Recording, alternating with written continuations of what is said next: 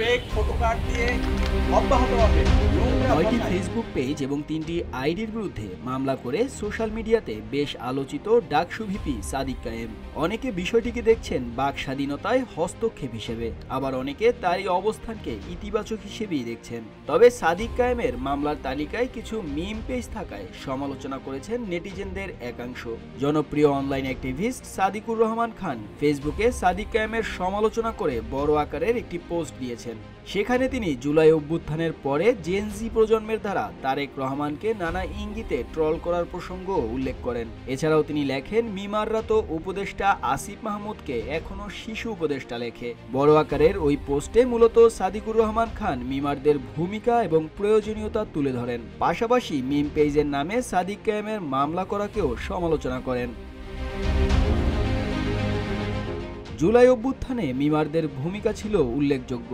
বিশেষ করে শেখ হাসিনার কার্টুনের সাথে নাটক কম করো প্রিয়, স্বজন হারানোর বেদনা ইত্যাদি প্রসঙ্গকে হাস্যকরভাবে উপস্থাপনের মাধ্যমে জানানো হয় হরেক রকমের প্রতিবাদ। তবে এখানে একটি প্রসঙ্গ চলে আসে। সমালোচনা, কৌতুক, মিম কিংবা ব্যঙ্গচিত্র, অপরদিকে সাইবার বুলিং কিংবা যৌন হয়রানি কি একই বিষয়?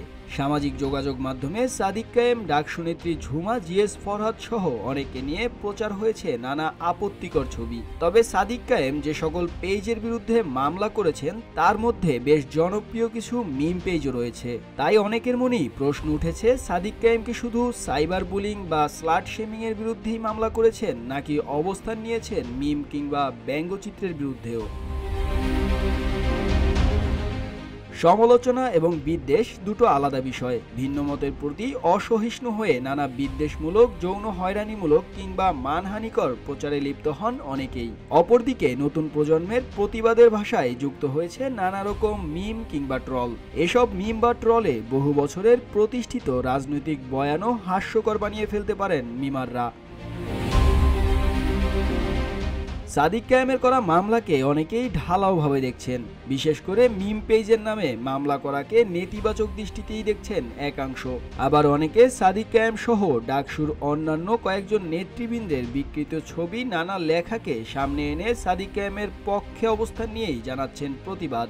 আলোচনা আর সমালোচনার এই পাঠে শেখার বিষয় কোনটি আসলে সমালোচনা এবং কোনটি সমালোচনার নামে বুলিং কিংবা স্লাট শেমিং।